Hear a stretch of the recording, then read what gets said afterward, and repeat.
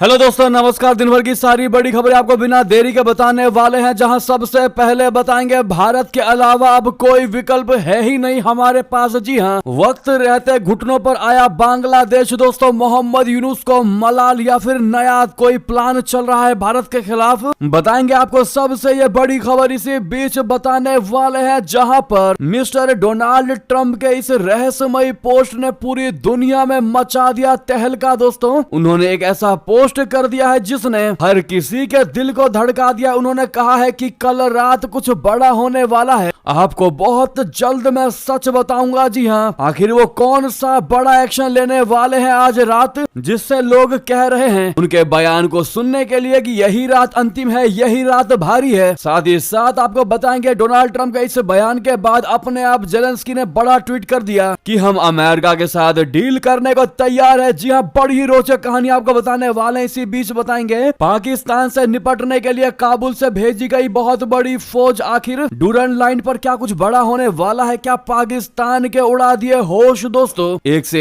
एक बड़ी खबर आपको विस्तार से बताने वाले। अगर आप भी राशन कार्ड से राशन लेते हैं तो जल्द आपको ये खबर जान लेनी चाहिए, वरना आ सकती है बड़ी परेशानी। किन के लिए है ये राशन कार्ड को लेकर खबर, सारी जानकारियां एक एक करके विस्तार से बताने वाले हैं। बस आप वीडियो के लास्ट तक बने रहेगा। और खबरों में आगे बढ़ने से पहले मानते हैं कि बांग्लादेश में वापस से शेख हसीना की सरकार बननी चाहिए और मोहम्मद यूनुस की सत्ता को उखाड़ फेंक देना चाहिए। तो इस वीडियो को लाइक करके, चैनल को सब्सक्राइब करके, बेल आइकन दबा के कमेंट में जय हिंद कहना मत भूलिएगा। अब बात करते हैं पहली और सबसे बड़ी खबर की, जहां भारत के अलावा हमारा कोई नहीं है विकल्प। जी हां, क्या वाकई में घुटनों पर आया बांग्लादेश? मोहम्मद यूनुस को है वाकई में मलाल या फिर कोई नया दाव चल दिया? अब बता दें, पड़ोसी देश बांग्लादेश के अंतरिम सरकार के मुखिया मोहम्मद यूनुस ने कहा है कि उसके देश के पास भारत के साथ अच्छे संबंध रखने के अलावा दूसरा कोई विकल्प नहीं है। बीबीसी बांग्ला को दिए एक इंटरव्यू में मोहम्मद यूनुस ने कहा कि दोनों देश एक दूसरे पर निर्भर है। हालांकि उन्होंने ये भी कहा कि हाल के कुछ महीनों में दुष्प्रचार ने दोनों देशों के बीच तनाव को जन्म दे दिया है। इस दौरान मोहम्मद यूनुस ने दुष्प्रचार के उन स्रोतों पर कुछ नहीं कहा। उन्होंने ये भी कहा कि बांग्लादेश भारत के साथ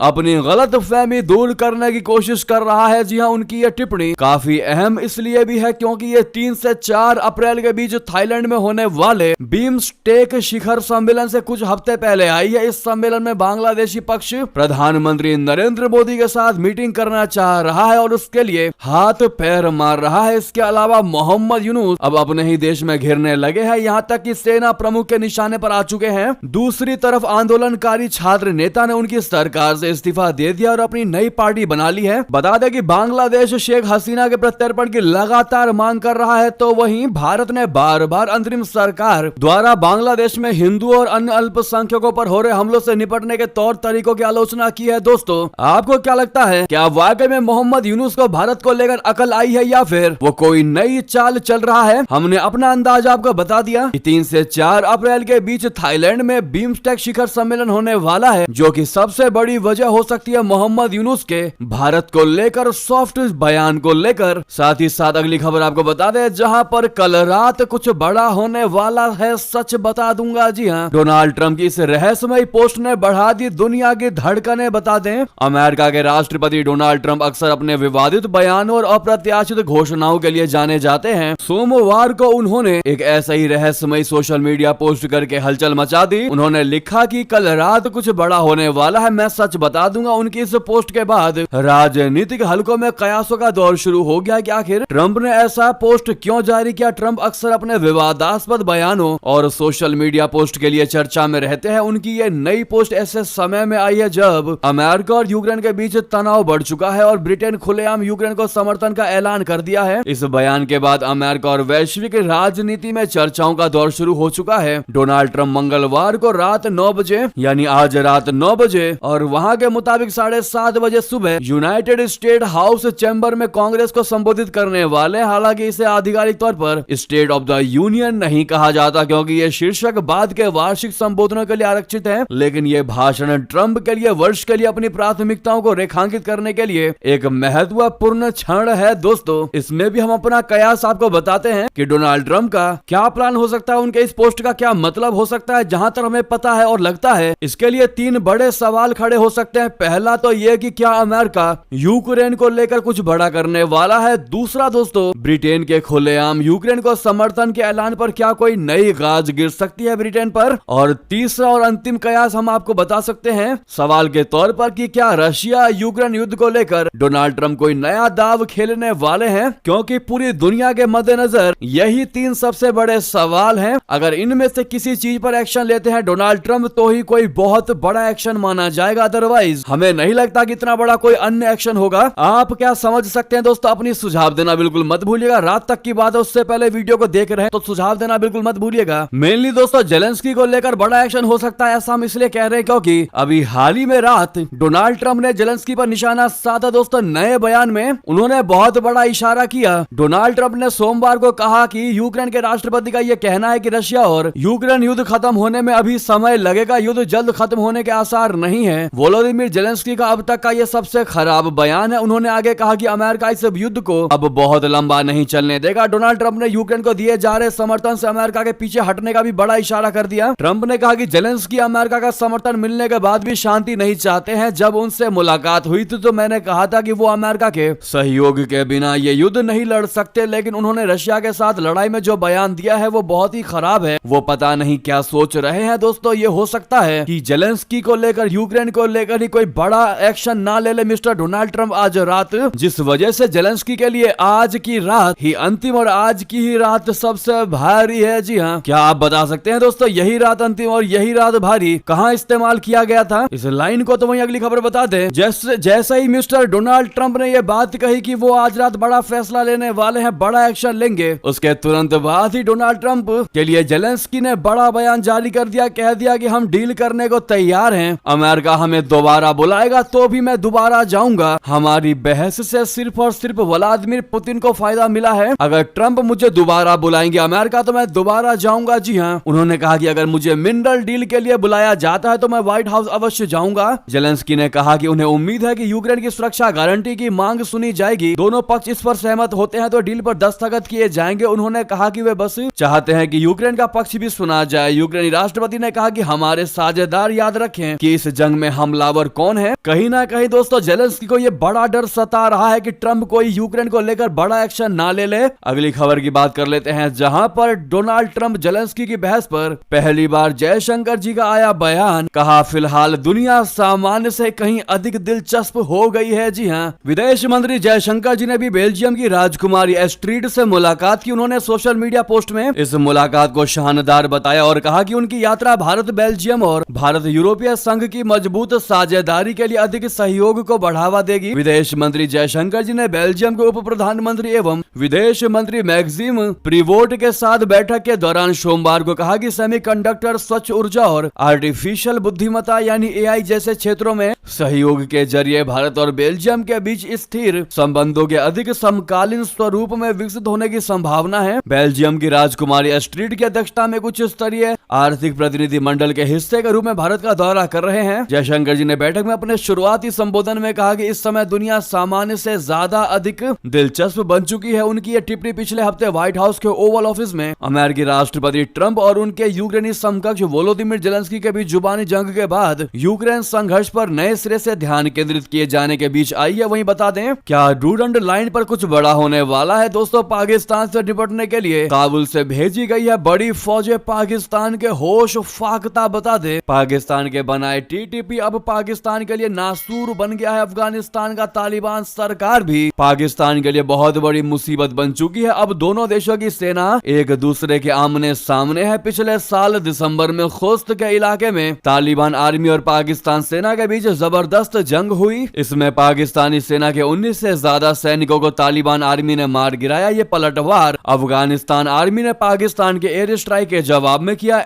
डंडे पतन इलाके में पाकिस्तानी फायरिंग में अफगान नागरिकों की मौत हो गई। अब खोस्त का इलाके में जबरदस्त टकराव की आशंका जताई जा रही है। खुफिया रिपोर्ट्स के मुताबिक तालिबान आर्मी ने काबुल से सेना की अतिरिक्त टुकड़ियों को खोस्त के इलाके में भेज दिया है। सूत्रों के मुताबिक तकरीबन 1500 के करीब सैनिकों को भेजा गया है। ये फैसला तालिबान इंटेलिजेंस की रिपोर्ट के बाद लिया गया है। ये वही इलाका है जहां अफगानिस्तान तालिबान ने पाकिस्तानी पोस्ट को अपने कब्जे में ले लिया था। इस इलाके में हालात लगातार तनावपूर्ण बने हुए हैं। दोस्तों तालिबान सरकार के तेवर पाकिस्तान अफगानिस्तान बॉर्डर पर सख्त दिखाई दे रहे हैं। जानकारों की माने तो इससे तो ये साफ लग रहा है कि डूरंड लाइन को ही खत्म करने की तैयारी में है तालिबान। 1893 को अफगानिस्तान और ब्रिटिश इंडिया के बीच खींची गई तकरीबन 2670 किलोमीटर लंबी सीमा को लेकर दशकों से ही विवाद और तनाव जारी है। तालिबान का दावा है कि ये सीमा अफगानिस्तान के अमीर अब्दुल रहमान खान और ब्रिटिश इंडिया के बीच हुआ था। दोस्तों वहीं बता दें, महबूबा मुफ्ती का नेशनल कॉन्फ्रेंस सरकार पर सबसे बड़ा हमला कहा। उमर राज में जम्मू कश्मीर में हो रहे हैं अनकॉन्स्टिट्यूशनल यानी असंवैधानिक काम। जी हाँ, जम्मू कश्मीर के पूर्व मुख्यमंत्री और पीडीपी पार्टी के अध्यक्ष महबूबा मुफ्ती ने सीएम उमर अब्दुल्ला की सरकार पर निशाना साधा है। महबूबा मुफ्ती ने कहा कि उमर अब्दुल्ला सरकार के द्वारा असंवैधानिक कार्यों का खुला समर्थन दिया जा रहा है। पूर्व मुख्यमंत्री और पीपुल्स डेमोक्रेटिक पार्टी की अध्यक्ष महबूबा मुफ्ती ने एक प्रेस कॉन्फ्रेंस में उमर अब्दुल्ला के नेतृत्व वाली नेशनल कॉन्फ्रेंस सरकार पर जम्मू कश्मीर में भारतीय जनता पार्टी द्वारा किए गए असंवैधानिक कामों का समर्थन करने का आरोप लगाया है। दोस्तों इस खबर से आप समझ सकते हैं कि इतिहास गवाह रहा है कि जब तक दो पार्टियां एक साथ जुड़ी हैं वो किसी तीसरे पार्टी की बुराई करेंगी, लेकिन जैसे ही पार्टियां बिछड़ती हैं और जो सत्ता में होता है उसकी जमकर बुराई की जाती है, चाहे वो बाद में या पहले दोस्त ही क्यों ना हो। जी हाँ, उसका ये सबसे बड़ा उदाहरण है महबूबा मुफ्ती। जी हाँ, अगली खबर की बात कर लेते हैं जहाँ पर पोप फ्रांसिस को लेकर सबसे बड़ा अपडेट।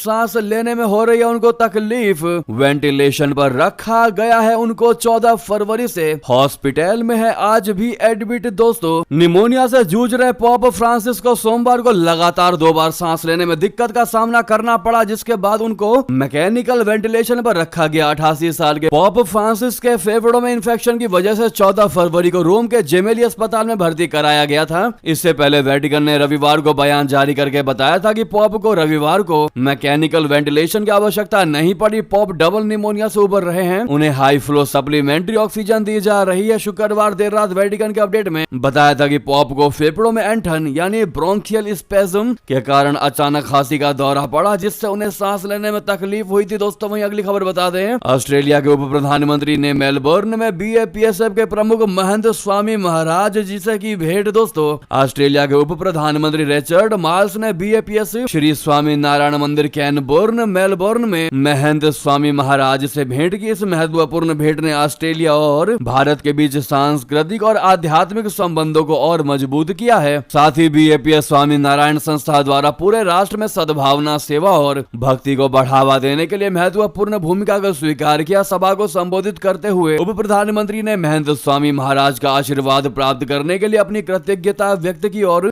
ऑस्ट्रेलिया में बढ़ते हिंदू समुदाय पर प्रकाश डाला। मेलबर्न में बन रहे नए मंदिर के संबंध में उन्होंने कहा कि हम मेलबर्न मंदिर की दृष्टि का स्वागत करते हैं और इसके प्रति उत्सुक है, जो मेलबर्न में हिंदुओं के लिए एक सभा स्थल होगा, लेकिन इससे भी अधिक ये ऑस्ट्रेलिया और भारत के बीच संबंधों का एक केंद्र बनेगा। जी हाँ दोस्तों, नेक्स्ट खबर आपको बता दें, जहां गलवान में जिस चीनी सैनिक को भारतीय सेना ने सिखाया था सबक, अब उसे चीन ने दे दिया बड़ा सम्मान। जी हाँ, चीन ने 2020 में भारतीय सैनिकों के साथ गलवान घाटी में सीमा पर हुई झड़प में घायल एक जवान को सम्मानित किया है। सेना के कमांडर को राष्ट्रीय सलाहकार निकाय Chinese People's Political Consultative Conference यानी CPPCC का विशिष्ट सदस्य बनाकर सम्मानित किया है। इससे पहले चाइना के केंद्रीय सैन्य आयोग ने उस जवान को हीरो रेजिमेंटल कमांडर की उपाधि भी दे चुका है। ग्लोबल टाइम्स ने CPPCC दिल्ली के हवाले से बताया है कि रविवार को बीजिंग में आयोजित एक समारोह में सेना के जवान क्यूई फबाओ को यह सम्मान दिया गया है। CPPCC सदस्यों के लिए 2024 के उत्कृष्ट प्रदर्शन पुरस्कार से सम्मानित 33 लोगों में क्यूई फबाओ भी शामिल थे।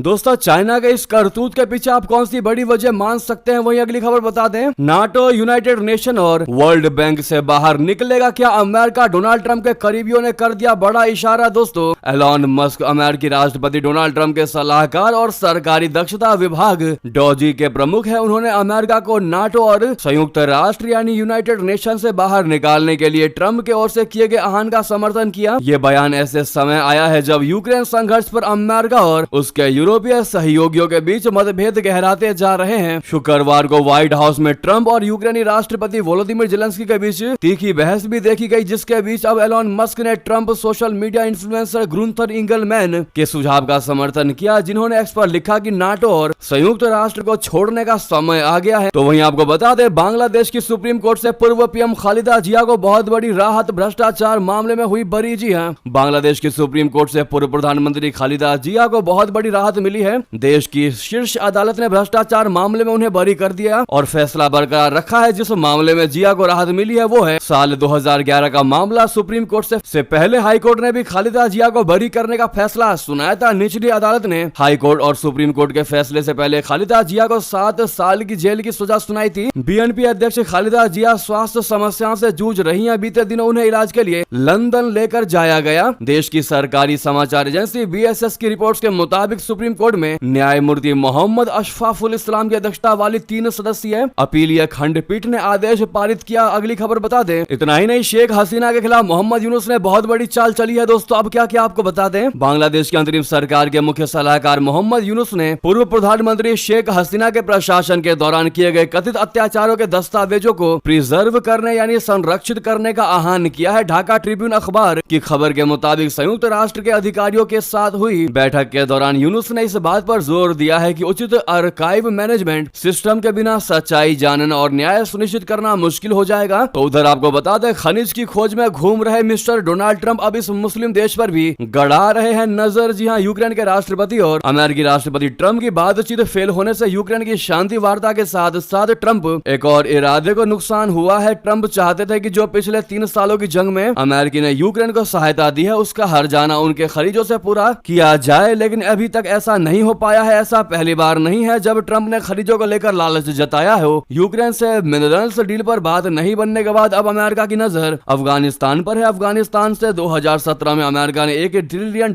का खनिज डील किया था, लेकिन तालिबान के सत्ता में आते ही उसका ये सपना पानी में बह गया। ट्रंप अब फिर अफगानिस्तान का रुख करना चाह रहे हैं, लेकिन तालिबान के सामने उनकी दाल गलना आसान नहीं है। जी हाँ, अमेरिका अफगानिस्तान में चीन की बढ़ती दखलंदाजी पर चिंता जता रहा है। जानकारों का मानना है कि दखलंदाजी के बहाना देकर डोनाल्ड ट्रंप फिर से अफगानिस्तान में आना चाह रहे हैं। ट्रंप इस समय चीन की बढ़ती ताकत से परेशान है और आर्थिक युद्ध में किसी भी कीमत पर अमेरिका से आगे चीन को नहीं आने देना चाहता है। वहीं अगली खबर बता दें, जापान के प्रधानमंत्री ने चौंका दिया। अचानक महिलाओं के फैशन शो में पहुंच गए, देखकर लोगों को नहीं हुआ यकीन। जी हाँ, जापान के प्रधानमंत्री शिगेरू इशिबा ने हाल में ही एक फैशन शो में अपनी उपस्थिति से सबको हैरान कर दिया। प्रधानमंत्री को उनके गीकी छवि के लिए जाना जाता है, ऐसे में उनकी उपस्थिति से वहां मौजूद दर्शक चौंक गए। प्रधानमंत्री कुल जापान को समर्थन देने के लिए वहां पहुंचे थे। इस दौरान उन्होंने अपनी सामान्य ड्रेस को छोड़ बेहद स्टाइलिश कपड़े पहने थे। जी हाँ, साथ ही साथ आपको बता दें, औरंगजेब ने बनवाए मंदिर, अबू आजमी के बयान पर मच गया बवाल। एकनाथ शिंदे ने की माफी की मांग। जी हाँ, समाजवादी पार्टी यानी सपा के नेता अबू आजमी ने महाराष्ट्र में एक नया राजनीतिक विवाद खड़ा कर दिया है। उन्होंने कहा कि वो 17वीं सदी के मुगल बादशाह औरंगजेब को क्रूर अत्याचारी या असहिष्णु शासक नहीं मानते। उन्होंने कहा कि इन दिनों फिल्मों के माध्यम से मुगल बादशाह की विकृत छवि बनाई जा रही है। उनकी टिप्पणी पर महाराष्ट्र के उप मुख्यमंत्री एकनाथ शिंदे ने तीखी प्रतिक्रिया व्यक्त की और सपा नेता से उनकी टिप्पणी के लिए माफी मांगने की मांग की और कहा कि उन पर देशद्रोह का मुकदमा चलाया जाना चाहिए। अगली खबर बता दें, जहां पर दिल्ली की सीएम रेखा गुप्ता ने केजरीवाल के हेल्थ मॉडल की खोल दी पोल। मरीज नकली, दवा नकली और रिपोर्ट भी निकली नकली। जी हाँ, दिल्ली की हेल्थ सिस्टम का अब धीरे धीरे पोल खुलने लगा है। दिल्ली की सीएम रेखा गुप्ता हेल्थ व्यवस्था को लेकर सोमवार को विधानसभा में जमकर बरसी। रेखा गुप्ता ने कैग रिपोर्ट पर बोलते हुए कहा कि दिल्ली की स्वास्थ्य, दिल्ली सरकार का पूरा स्वास्थ्य विभाग और दिल्ली सरकार के अस्पताल बीमार है। दिल्ली के अस्पतालों को पहले इलाज की आवश्यकता है। आपदा सरकार ने दिल्ली के स्वास्थ्य के नाम पर सिर्फ भ्रष्टाचार किया है। अब इनके काले कारनामे उजागर हो रहे हैं। अस्पतालों की हालत ऐसी है कि मरीज नकली थे, दवाइयां भी नकली थी और टेस्ट भी नकली थे, लेकिन एक चीज भुगतान असली थी। केजरीवाल सरकार ने मोहल्ला क्लिनिक के नाम पर करोड़ों रुपए का भ्रष्टाचार किया है। रेखा गुप्ता ने कहा कि आम आदमी पार्टी में चाहे जितनी भी कमियां हो, एक अच्छी बात यह है कि आम आदमी पार्टी के नेता अंत में अपनी गलतियों को स्वीकार करते हैं। तो वहीं दोस्तों, विपश्यना के लिए पंजाब जाएंगे अरविंद केजरीवाल। होशियारपुर के साधना केंद्र में बिताएंगे 10 दिन। जी हाँ, आम आदमी पार्टी के राष्ट्रीय संयोजक अरविंद केजरीवाल विपश्यना साधना के लिए मंगलवार को पंजाब के होशियारपुर जाएंगे। वो संभवतः 10 दिन विपश्यना ध्यान में रहेंगे। इससे पहले केजरीवाल 2023 में भी साधना के लिए होशियारपुर केंद्र गए थे। दिल्ली विधानसभा चुनाव में मिली हार के लगभग 1 महीने बाद केजरीवाल विपश्यना के लिए पंजाब जा रहे हैं। जी हाँ, माना यह जा रहा है कि केजरीवाल 5 से 15 मार्च के बीच होशियारपुर के ध्यान में केंद्र में रह सकते हैं। ये सूत्रों के हवाले से खबर है दोस्तों। वहीं अगली खबर आपको बता दें, तो क्या अब दिल्ली की सरकार की तरह ही अखिलेश यादव भी यूपी में महिलाओं को देंगे रुपए? 2027 के लिए समाजवादी पार्टी ने कर दिया ये वादा। दोस्तों, उत्तर प्रदेश विधानसभा चुनाव 2027 में भले ही अभी काफी समय बाकी हो, लेकिन राजनीतिक दल अपनी अपनी तैयारियों में अभी से जुटे हैं। सत्ताधारी दल भारतीय जनता पार्टी जहां अपने संगठन में बदलाव करने जा रही है, तो वहीं मुख्य विपक्षी समाजवादी पार्टी ने भी अपनी तैयारियों को धार देना शुरू कर दिया है। समाजवादी पार्टी मुखिया एवं पूर्व मुख्यमंत्री अखिलेश यादव ने आधी आबादी को साथ देते हुए एक बड़ा ऐलान कर दिया है। अखिलेश यादव ने 2027 में सरकार बनने के बाद स्त्री सम्मान समृद्धि योजना लाने का ऐलान किया है। साथ ही अखिलेश यादव ने दिल्ली की तरह उत्तर प्रदेश की महिलाओं के खाते में रुपए देने का ऐलान किया है। दोस्तों, क्या लगता है आपको कि केजरीवाल की तरह अखिलेश यादव ऐलान तो कर सकते हैं, क्या केजरीवाल की तरह ही साफ हो जाएंगे? क्या है इस पर आपकी राय बताना मत भूलिएगा। नेक्स्ट खबर की बात कर लेते हैं, जहां पर लालू के बाद राबड़ी देवी का जेडीयू को बड़ा ऑफर, कहा बीजेपी का साथ छोड़िए तो हम आपके साथ आ जाएंगे। जी हां, बिहार चुनाव को लेकर सियासी बयानबाजी का दौर जारी है। पहले आरजेडी सुप्रीमो लालू यादव ने नीतीश कुमार के लिए दरवाजा खुले रहने की बात कही थी और अब विधान परिषद में नेता विपक्ष और पूर्व सीएम राबड़ी देवी ने भी जेडीयू को ऑफर दे दिया है। राज्यपाल के अभिभाषण पर चर्चा के बीच राबड़ी देवी ने सत्ता पक्ष जेडीयू पर भड़कते हुए कहा कि आप बीजेपी का साथ छोड़िए, हम आपके साथ आ जाएंगे। आरक्षण के सवाल पर राबड़ी ने कहा कि फाइल उठाकर देख लीजिए, पंचायती राज में आरक्षण का विरोध जेडीयू ने किया था और कहा था कि पहले चुनाव होने दीजिए, इसके बाद आरक्षण लागू होगा। अब उल्टा चोर कोतवाल को डांट रहा है, सिर्फ आरजेडी में दोष निकाला जा रहा है। जेडीयू एमएलसी नीरज कुमार से राबड़ी ने कहा कि आप लोग दोनों तरफ मिठाई खाएंगे, ये नहीं चलेगा। वहीं बता दें, रंग लाई कोशिश है, गंगा में बढ़ी डॉल्फिन की आबादी 8 राज्यों में से उत्तर प्रदेश में सबसे ज्यादा अधिक संख्या हो गई अब डॉल्फिन्स की। जी हां, सोमवार को प्रकाशित एक सरकारी रिपोर्ट के मुताबिक भारत में नदी डॉल्फिन की पहली जनसंख्या अनुमान से पता चला है कि गंगा, ब्रह्मपुत्र और सिंधु नदी प्रणालियों में 6327 डॉल्फिन मौजूद हैं। ताजा सर्वे में यूपी में लगभग 2397 डॉल्फिन के मौजूदगी की पुष्टि हुई है। तो वहीं आपको बता दें, 1 अप्रैल से इन कार्ड धारकों को नहीं मिलेगा राशन, जल्द करे ये काम, नहीं तो सूची से कट जाएगा आपका नाम। दोस्तों, बिहार में 1.5 करोड़ से ज्यादा राशन कार्ड धारकों का 1 अप्रैल से सूची से नाम काटने की प्रक्रिया शुरू हो सकता है। खाद्य एवं उपभोक्ता संरक्षण विभाग ने चेतावनी दी है कि अगर इस समय सीमा तक आधार सीडिंग नहीं की गई तो राशन सूची से नाम हटा दिया जाएगा। 31 मार्च 2025 तक ई-केवाईसी पूरा नहीं करने पर उन्हें जो राशन की सरकारी सुविधाएं मिल रही थी वो नहीं मिलेंगी। इस कदम से राज्य के 8 करोड़ 25 लाख से ज्यादा उपभोक्ता प्रभावित होंगे। विभाग ने आधार सीडिंग और ई-केवाईसी की समय सीमा कई बार बढ़ाई है, लेकिन कई उपभोक्ताओं ने इसका पालन नहीं किया है। जी हाँ, इसी बीच दोस्तों, ये देवी की सारी बड़ी खबर, आपको खबर कैसी लगी कमेंट बताना बिल्कुल मत भूलिएगा। लगे हाथ तो वीडियो को लाइक करके चैनल को सब्सक्राइब करके बेल आइकन दबा के कमेंट में जय हिंद अवश्य कह दीजिएगा। मिलते हैं अगली बड़ी खबर में। यहाँ तक बने रहने के लिए आप सभी का बहुत बहुत धन्यवाद। जय हिंद, जय भारत।